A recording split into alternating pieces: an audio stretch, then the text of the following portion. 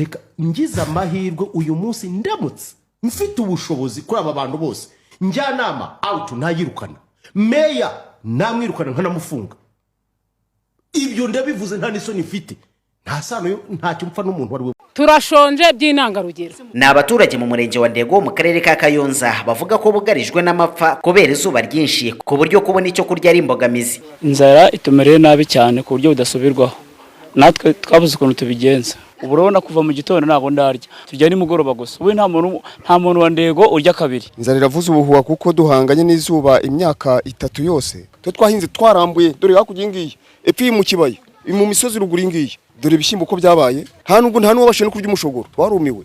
Mwese murahareba mwahageze byarumye n'abantu barumye ahubwo rero ari ibishyimbo gusa. Turashonje pe, turashonje n'amaso yanyu arabyirebera. Ni inzara abaturage bavuga ko imaze gufata indi ntera ku buryo nta minsi 3 irashira umugore witwa Kakuze Claudine afashe icyemezo cyo kwiyahura nyuma yo guteka imitanga yabuze icyo ateka nkuko abyivugira, gusakaza gutabarwa atarashira mu mwuka. Ndaza nshaka ikintu ntekera abana ndakibura, mbonye ko binyobeye abana ari kumbwira ngo urame iki, mbura ikintu mbaho njya guca ibitanga ndabiteka maze mitangenda ni ikinini cy'imbeba, ndangije uko byagenze ntabwo mbizi nge nituye hasi. Kuko ntabwo ari wazanye izuba, ni wowe wateye uruzuba. Kuki ibyo bintu tutanabyumva tugakora ibintu ariko kajya kumva narinje kuvuga ijambo ry'Imana imbabazi. Agenze narisi ya nubwa mbere iburasirazuba babeshikikira. Uribuka dukusanya ibiribwa ngo tubijyane Ingoma cyangwa Kayonza hamwe muri ho bakabyanga tukabijyana mu mudugudu wa Kibera inka Inyamirango. Sibwo bahise babibaha. Uyu munsi wa none rero ntago turi bikora. Barabyanze tubijyana uyu munsi wa none Kibera. Reka tuvugisha ukuri. Tuvugisha ukuri tubwizanye ukuri. Ni nabyo mukuru w'igihugu nca tubwiraga twebwe nk'itangazamakuru. Niba doshobora kunenga service nk'iyi ngiyi inshingano ya mbere y'umuyobozi ni it is welfare y'abaturage be. Meya ntukore ku mushara wawe.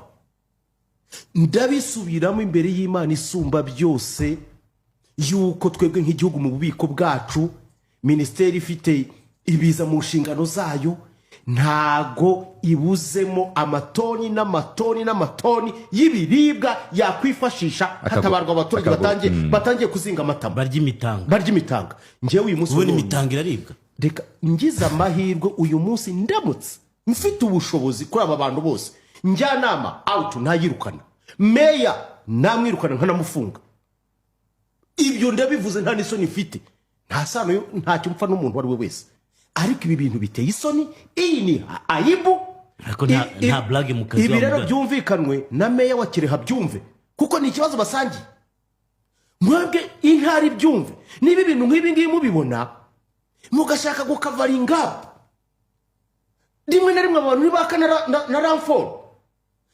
Sinshidikanya yuko aya makuru Minaroke ishobora kuba yari yafite ku rwego rwa ministeri cyangwa primatire ifite aya makuru. Ushana kuba ntayo bafite. Icya kabiri ndagaruka ku nteko ishinga amategeko yacu. Mugira focal point bashinga uturere. Mukora iki? What are you doing?